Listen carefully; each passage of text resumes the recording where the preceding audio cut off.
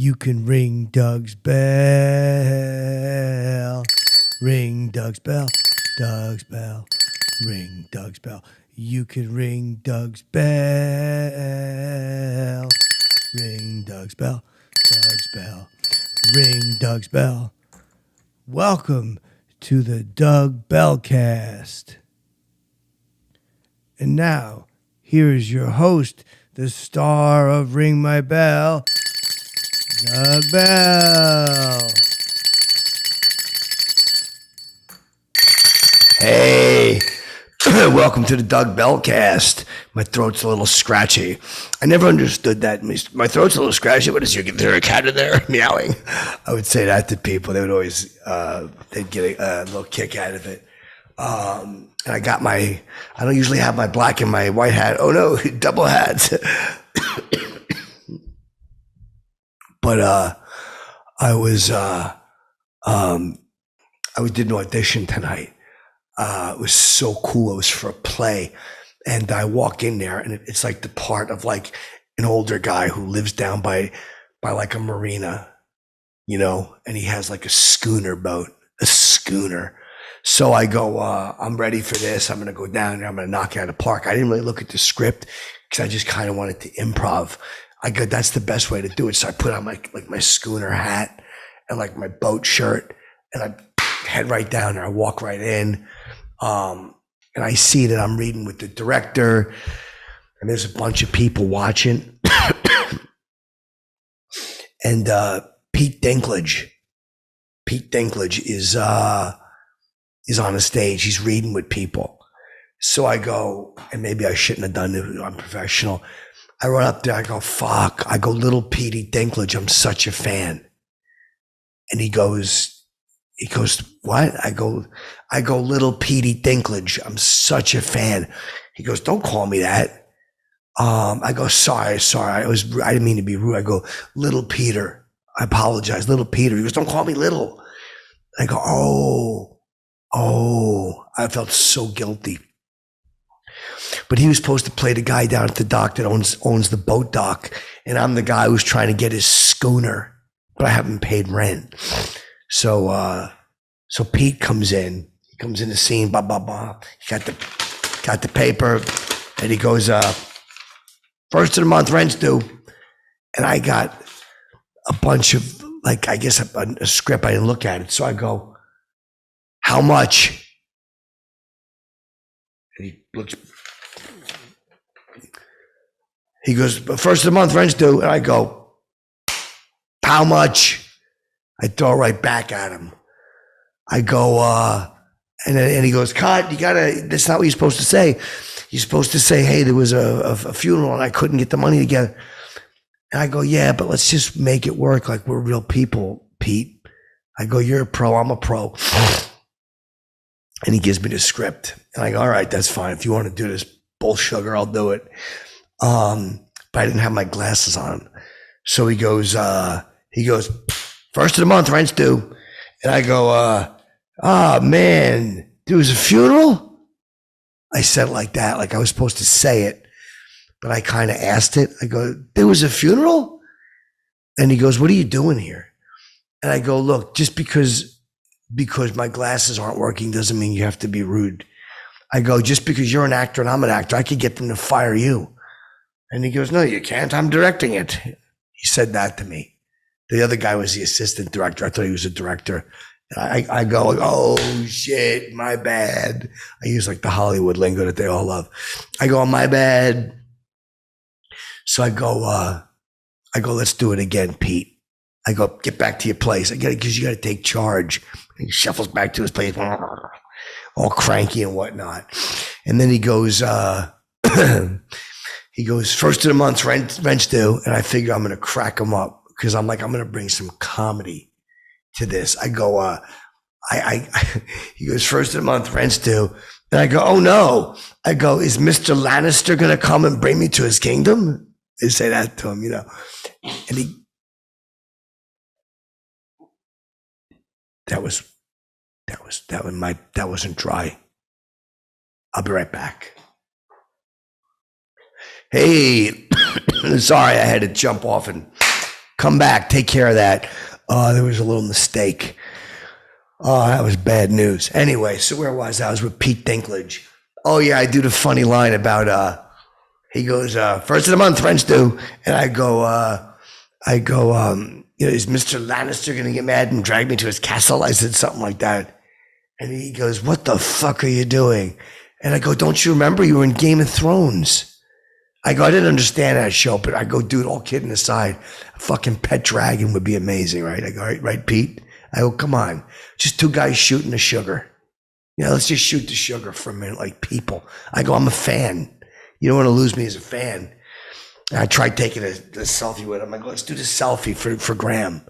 And he's got little hands, but he reaches up and he hits my arm like there. And I drop my phone.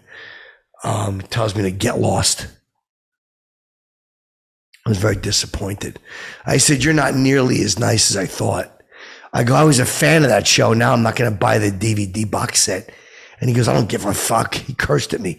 He goes, what is it, 2006? Everyone downloads it, you stupid shit. And I go, yeah, you ought to try being nice. What do you think of that? And I said, this script stinks. I tried to throw it down, but it was only one piece, like one sheet. So I did that, but it just kind of floated and it made me look stupid. So I brought my schooner hat for nothing.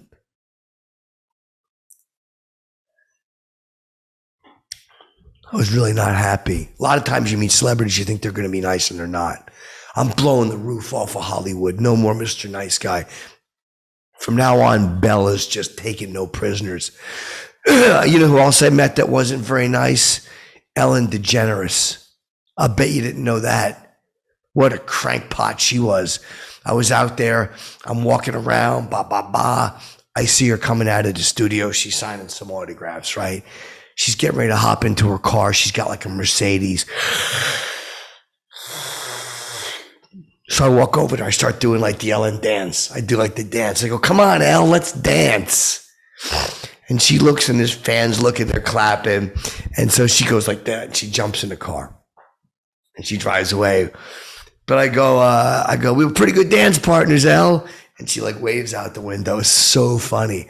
But so I was talking to some of the ladies. And I go, did you see what I just did with Elle? And they go, oh my God, that was so funny. She must have loved that. And I'm like, I bet you damn Skippy she did. I said to one lady, she was really fat. But I wound up talking to her for a while. We went and got a Sanka. I took her for a Sanka and she had some pancakes. And then we did a little something in the car. We made love in a car. She was a big girl, and she wore a finger condom when she was penetrating me, and it broke. And whatever, it's just a long story. It's not very nice. But so that was the first time I met Ellen. I'm like, she's a great lady, And then there's this fancy seafood place in LA called Catch. Now, Catch is a very fancy place.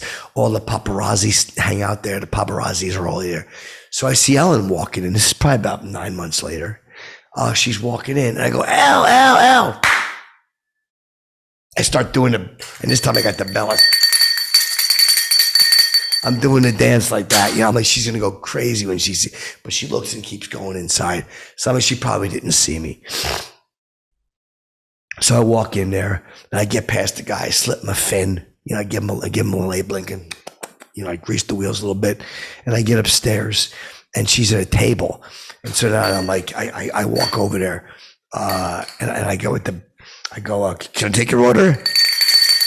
And I start doing the dance like that, and she's like, what, who are you? And I go, don't you remember outside the studio that day? I did that.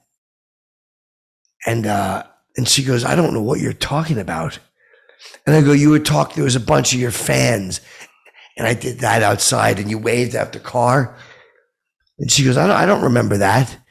She goes, there's always a bunch of, like, what she says, she called them a bunch of cows. She said, there's always a bunch of cows milling about. I'm like, you shouldn't say that. And I'm like, but again, I was a little buzzed too. And I was like, she's like, there's always cows milling about. She said, milling about. And so I go, all kidding aside, you got a boyfriend, bae? I says, dude, you got a boyfriend? And she told me to take a walk. She goes, take a walk right now.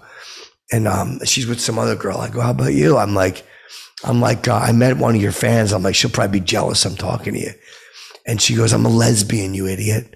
And I didn't know that. I just said it real loud. You're a lesbian? I said so loud. And everybody kind of looked.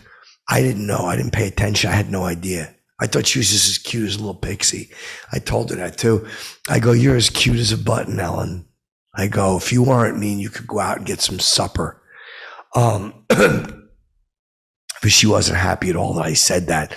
So I'm like, maybe you want to go dancing, the three of us? It'd be so much fun. And the maitre d' came over and asked me to leave. And it wasn't really nice of him at all. I'm sorry, my voice is very scratchy tonight because I got into that screaming match with Pete Dinklage.